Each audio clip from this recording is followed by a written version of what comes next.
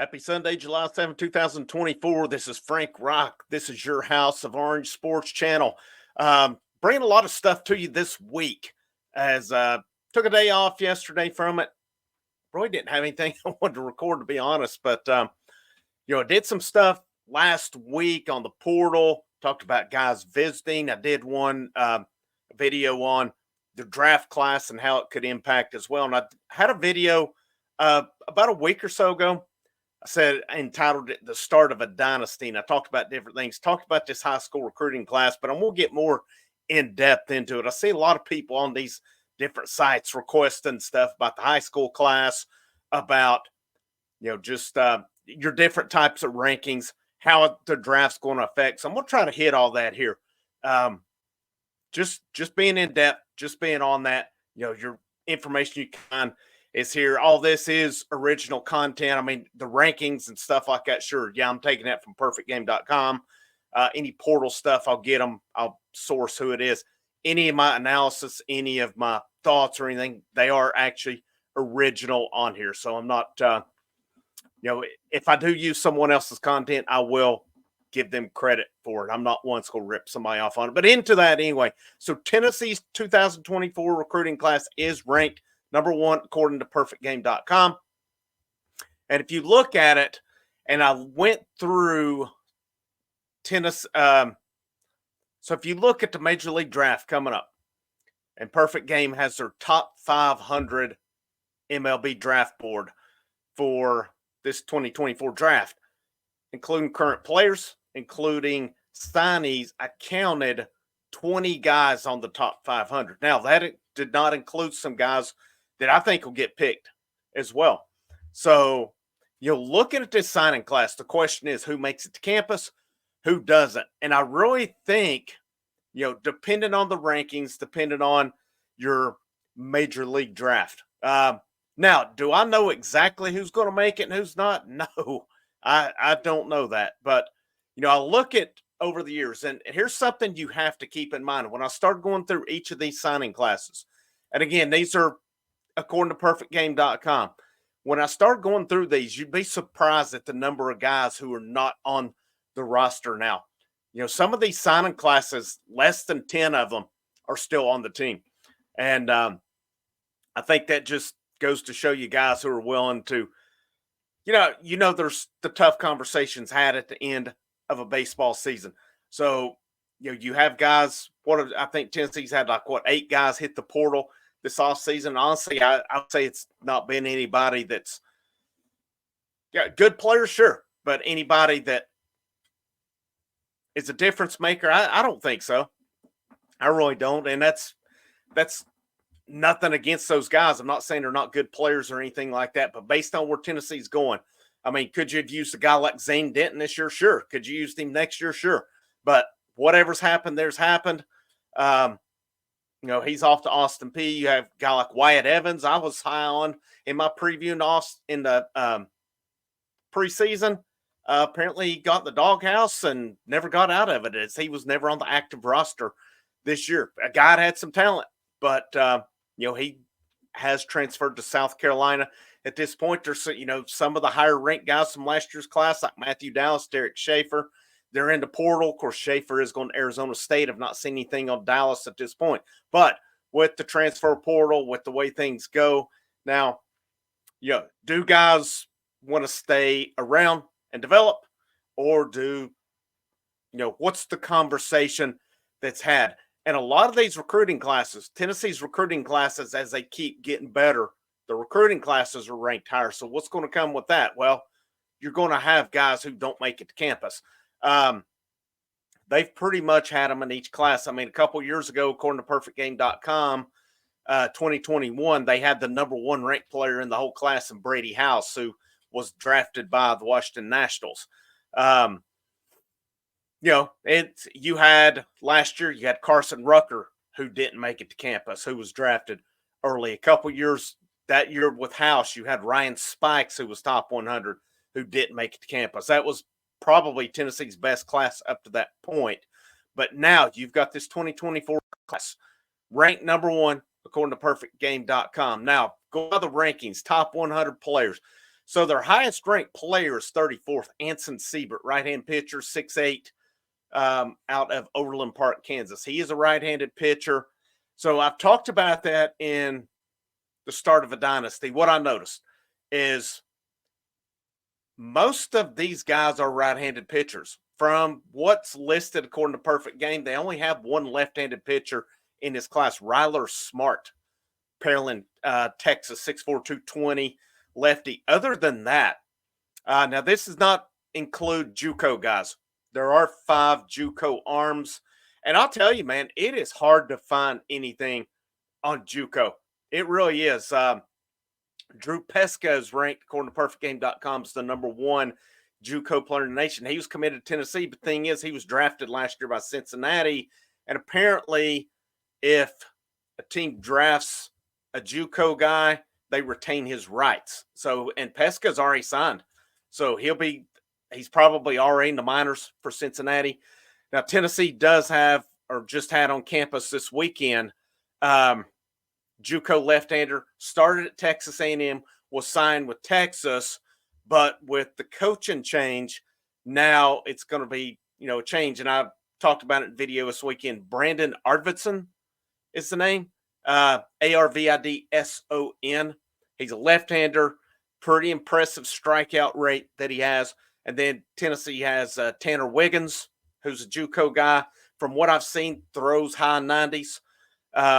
You had Thomas Crabtree, who signed here within the last month or so, JUCO guy they got on campus.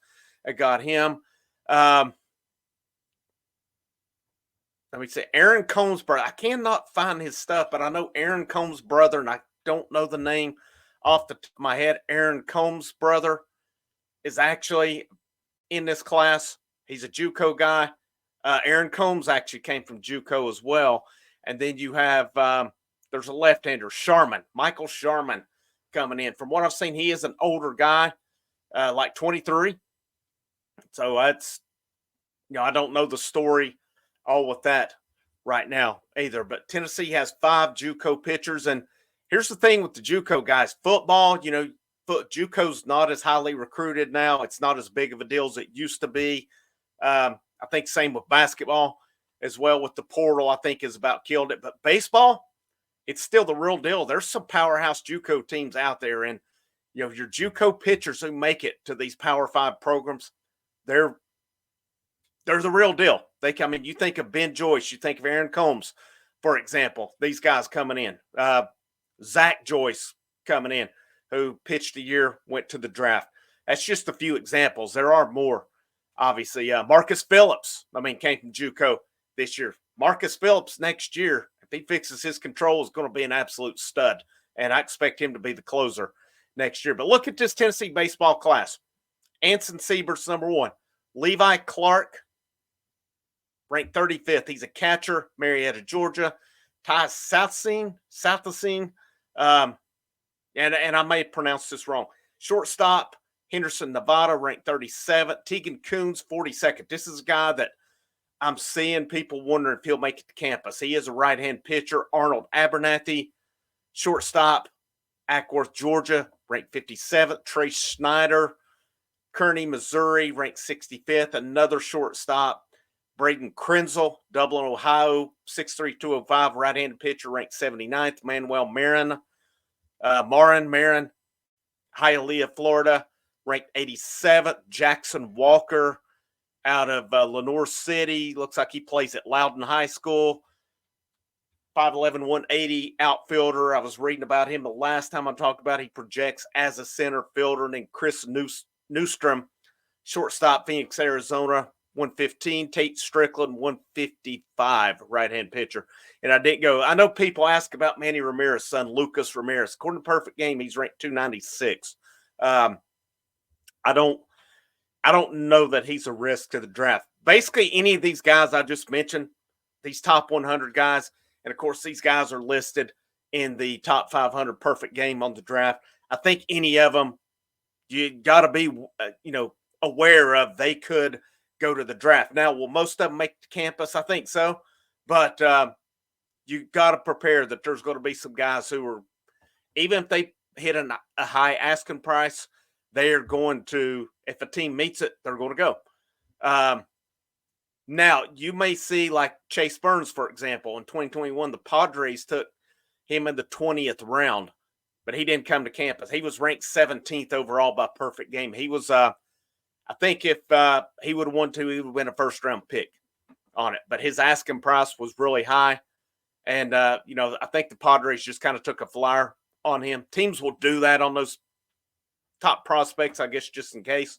But I don't really get it, honestly. If you know a guy like a Chase Burns is not going to come to campus, why not, try to find a sleeper or something at that point? But, I guess it is what it is. You try it and, maybe something talk about these teams having that pool of money as well. Maybe it was something they could save and use it towards someone else. But, any of these guys looking through their scouting reports and stuff like Siebert, I think I'd seen that maybe he didn't have as good of a year this year. So let me look here as well. His long and uber projectable 6'9" frame, easy release, outstanding at the perfect game underclass AA games, better at the classic. Third 95 to 96. Tyler Glasgow is the comparison there.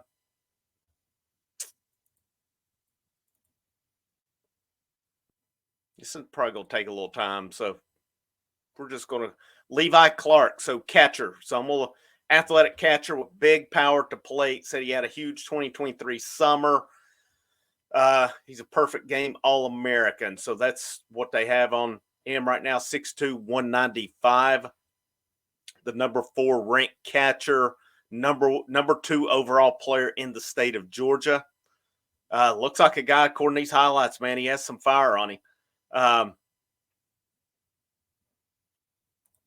So does he make it to campus? I mean, that's I think that's if he does, I mean, Cannon Peebles, Stone Lawless, guy who redshirted, there's a lot. People are high on him. He had a very good scouting report coming in. Here's Ty Southseen. Again, I hope I pronounced the name right. Said he was the smallest player at the AA Classic, but he also won the MVP, had great skills on both offense and defense. It says defines ball player. So 5'9", 160 is where he's listed on here. Just going to go through some of these main guys, kind of give you what their scouting report is according to Perfect Game. Tegan Coons, this is a guy I've seen. He's out of Gettysburg, Pennsylvania, that people are going to be surprised if he makes it to campus. Slender, projectable build up to 94 at the Perfect Game National. Also has a power curveball with near 3,000 RPM spin rate, 6'3", 177. He's 19 years old in 2 months. So if he does make it to campus, he'll be here 2 years and he'll be draft eligible. Because, guys, once you either have to be in school 3 years and become a junior or till you're 21 on that. So he was an All-American player at that. Again, he's ranked number 1 in the state of Pennsylvania, number 42 overall, number 10 in terms of right-hand pitchers. This thing keeps defecting back to 24. Here's a guy too, Arnold Abernathy, shortstop, Ackworth, Georgia, 57 overall, number 6 in Georgia. Said Jay Abernathy, I guess is what he goes by, one of the best athletes in Georgia, plus speed with pure MIF actions, quick left-handed swing. 5'10", 170. Looks like he, at the age of the draft, he'll be 18 at this point in time. So 57 overall, the number 13 shortstop. But what I've alluded to and I talked about last week with starting a dynasty was with this Tennessee recruiting class. If you look at most of these position guys, you see a lot of guys projecting as middle infielder guys. That's your best athletes. That's your best players for the most part. Your guys who can do anything. And here's the thing. I can't answer for all programs, high school programs and what they do. I know the one I was involved with, especially with infield ball, all these guys, no matter the position, are practicing, the short hops and stuff. You get one of these taller guys, one of these guys with that type build for that can move around. Maybe they can play short, they can play third, they can go over and play first base.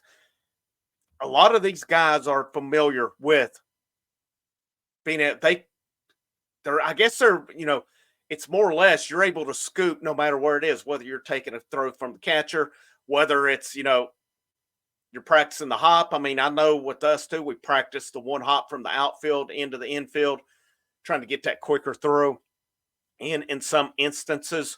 Um, so I mean, now if you get a 5'9", 5'10" guy, I don't think you're going to project him to go to first base. But if you get a taller guy in that middle infield that's that real good athlete at short, you may like a Dean Curley, for example. Now, Dean Curley may be the shortstop again next year. It's possible, but Dean Curley also could move to third. He did play some first base with Team USA. I don't think he plays first base next year. I really don't, but I think that possibility is there if needed, especially if they get Andrew Fisher from Ole Miss coming in as a third baseman. You got Gavin Keelan from Louisville coming in. You've got Ariel Antigua. All these guys are going to compete for these positions in the fall. I don't think nobody's going to be guaranteed anything. The only thing they're going to be guaranteed is the right to compete. And, some of these guys coming in, these highly ranked guys, if they make it to campus, like South Sing, like Abernathy, Trey Snyder out of Missouri, Marin, like outfield-wise, Jackson Walker out of Loudon, played at Loudon High School. So his projection on here, according to Perfect Game, 2020-14 Under Select Festival athlete, 6.40 runner. Power really blossomed in 2023. Said he was dominant at Jupiter. Number 2 overall in the state of Tennessee. Number 1 outfielder, number 95 overall. His perfect game grade 9.5. So he's 19 years old. So he's a guy, if he makes it to campus, he does his thing, kind of like similar to a Dylan Drouling, for example. You may see him gone after 2 years. That's to say it, if he doesn't get drafted. And I think any of these guys, these high draftees or high signees, highly rated ones, I think they, you've got to just be aware of that chance they could make it. But something else I had seen was that he projects more as like a center fielder here as well. So, a guy like that, that's, your best athletes, your guys who can come in and kind of do that. But, just kind of going down the line here, Tennessee has got, a big focus with the portal has been left-handed pitching. So I don't think it's any coincidence that there's not been a big. Now you had Tanner Franklin from Jefferson City, who was Kennesaw State, who's committed. He is a right-hander. You're going to have right-handers coming in from JUCO, but a lot of your focus now has been on left-handed pitching. Adding that, I mean, you got to think you lose Sechrist, you lose Kirby Cannell, you lose Stamos. You've got Banky and Loy coming back next year, but you could probably withstand to add more. And that's what they're at with Cade Fisher, with Liam Doyle, with Miles Patton from Long Beach State that they're after. So I think here's what I would guarantee next year. This will be a really good pitching staff. And, something to not sleep on with these rankings. Yeah, we've got these higher ranked guys, but when I was going through some of the rankings, like Perfect Game, a lot of times will just go to 500 national rank. And then everybody at that point is 500. AJ Russell was listed as 500 ranked according to Perfect Game a couple years ago. If he, we're not hurt, I think he surpassed that ranking at this point. So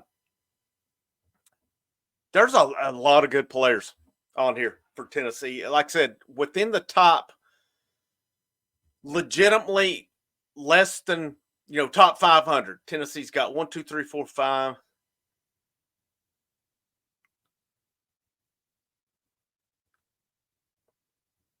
20 in the top 500 legitimately. And then they have 4 guys listed on here as national rank of 500. So, again, that doesn't mean they're not good ball players. All right. That's where they're ranked at right now. You have, and then you have your JUCO guys. So again, one thing to expect, there will be guys not make it to campus. Okay, it's just going to happen. But this is a heck of a signing class. A lot of these guys that make it to campus, I think they'll compete from day one. These pitchers, these highly ranked pitchers, you're a Levi Clark, a catcher that good, ranked that high. If he makes it to campus, does he compete with Cannon Peebles, with Stone Lawless? Look at your outfielders, a Jackson Walker from Loudon High School. Does he come in and compete? Because I still maintain, I think it's a good chance you could lose all three of your starting outfielders. Hunter Ensley, a lot of people are saying he'll be back. I'm not so sure on it. I am not so sure. I'm still thinking he gets drafted. And if I'm wrong, I'm wrong. Hey, welcome him back. But the only real given that I think is probably Reese Chapman will be one of your starting outfielders.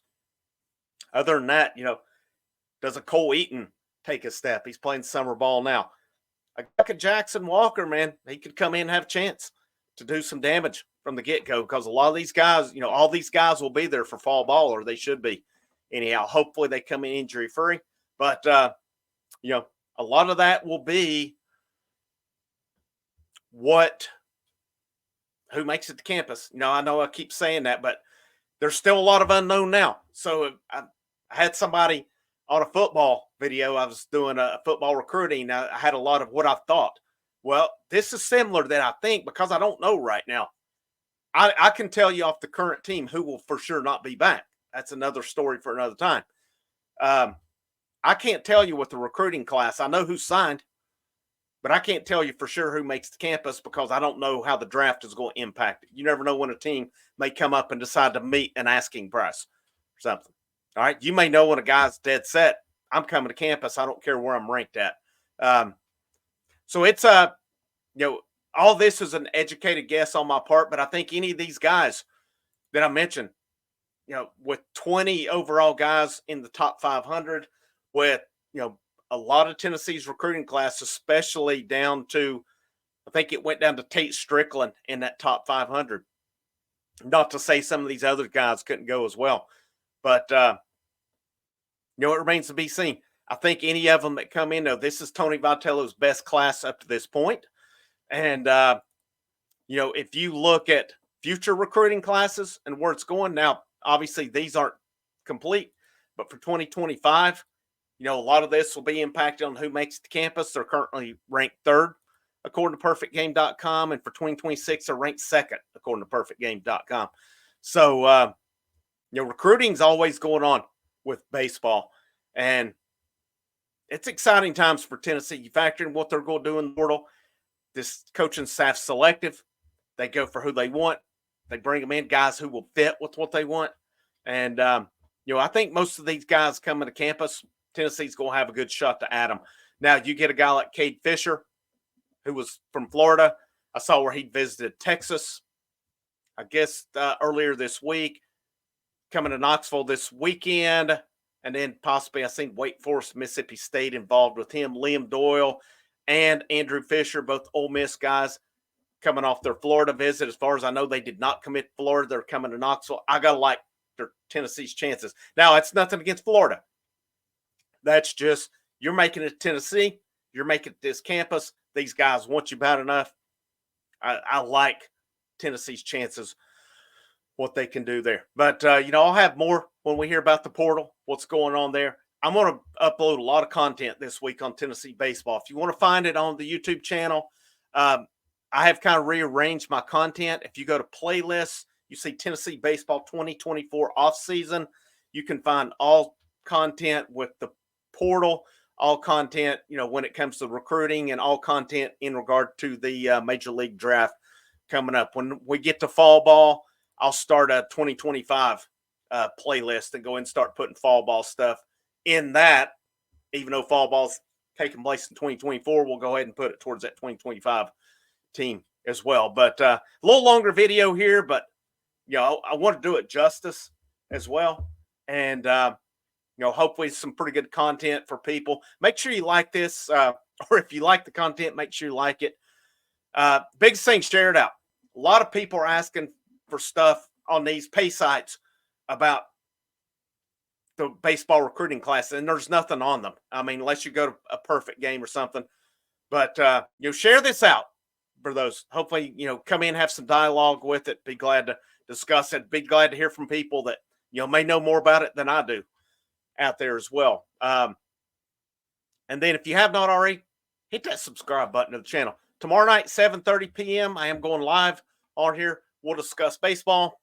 Got a little bit of basketball. Want to talk a little bit of Cam Carr tomorrow night, which I had a video earlier in the week where I talked about a few things going on. One of them was him going to the Jason Tatum Elite Camp. A couple articles have started coming out here the last few days talking about how people are expecting him to take a big jump this coming year. So we'll talk a little bit about Cam Carr. And of course, we'll talk some football with fall camp, August coming up, decisions in recruiting coming up. We'll talk all these things. And, hopefully we'll have a good night on there tomorrow. If you're coming in to troll, just don't come in. All right. It's not needed. So, but, thank you guys for tuning in. Thanks for supporting the channel. My name is Frank Rock. This is the House of Orange Sports Channel. Go Vols. I'll see you when I see you. And I hope you have a great rest of your evening. Everyone